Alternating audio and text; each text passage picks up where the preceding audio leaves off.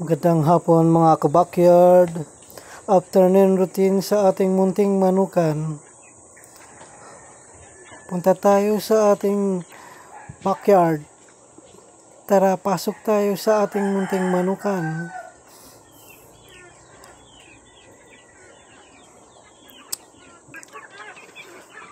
Magandang hapon mga manukis. At unahin nating pakainin ng mga heritage chicks natin mga kabakyard. At ito'y sigurado yung mga gutom na dahil 2 times a day lang ako magpakain sa kanila mga kabakyard.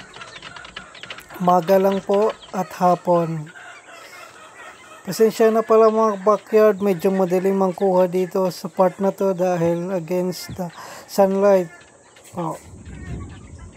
Pasensya na, medyo madaling.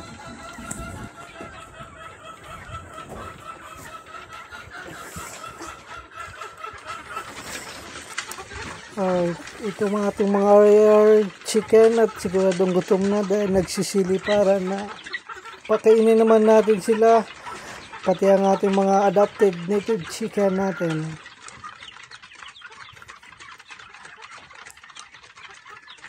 Integra 3K pala ang aking feed sa aking mga RIR chicken mga kabakyard na 4 months old. Hinahaluan ko po ng crack corn para hindi ganon kabigat. Ito ang ating mga native chicken mga kabakyard, sumasideline po sila.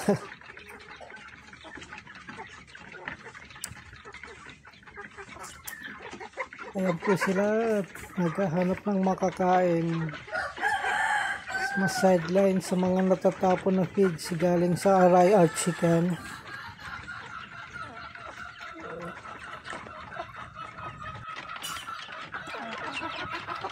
Ito ang ating mga Rhode Island chicken mga kabakyard at malapit na maging breeder sa ating mga munting manukan, soon to be breeder,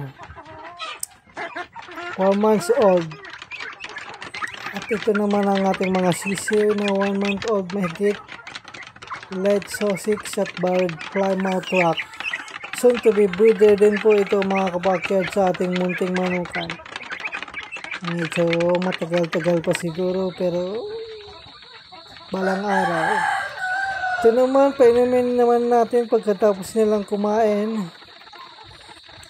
Tubig muna sa ngayon dahil kahapon na pinag-vitamins ko sila. Every other day ang pagbibigay ko po ng vitamins mga kabakyard para pang prevent sa mga sakit, lalo tag-ulan na ngayon. Uso ang sipon, halak. Kaya mas mainam ang may protection. Ika nga, prevention is better than cure mga kabakyard. Ayan po sila, umiinom na pagkatapos kumain mga kabakyard.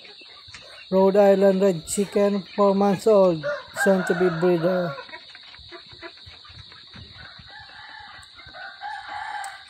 Ito naman po sa kabila ang 3 months old po.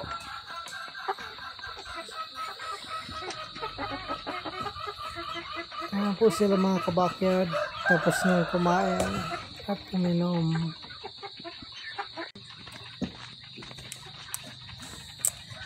Dito naman tayo sa ating RTL chicken mga kabakyard, puntahan natin sila upang pakainin.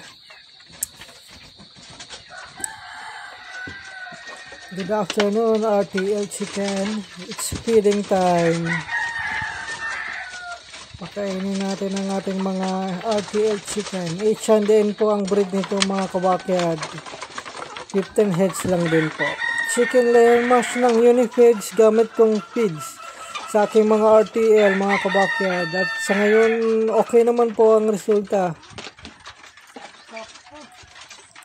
Makain naman po at malalakas kumain. Pero as of now ay nasa molting stage ang mga RTL namin ngayon mga kabakyard. Kaya humina sila sa pag-produce ng eggs at mga 1 month ang duration ng molting nila bago bumalik sa everyday na pag-produce ng itlog. So, tis-tis muna sa mababang production nila ng itlog.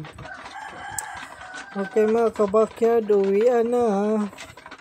Tapos na ang ating pagpapakain sa mga alagang manok natin sa ating munting manukan.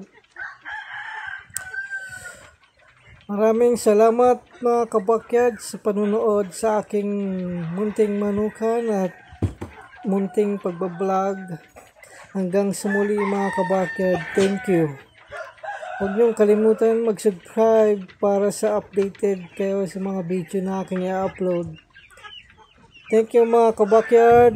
Good afternoon. Happy farming po. God bless mga kabakyard. Thank you. Hanggang sa muli.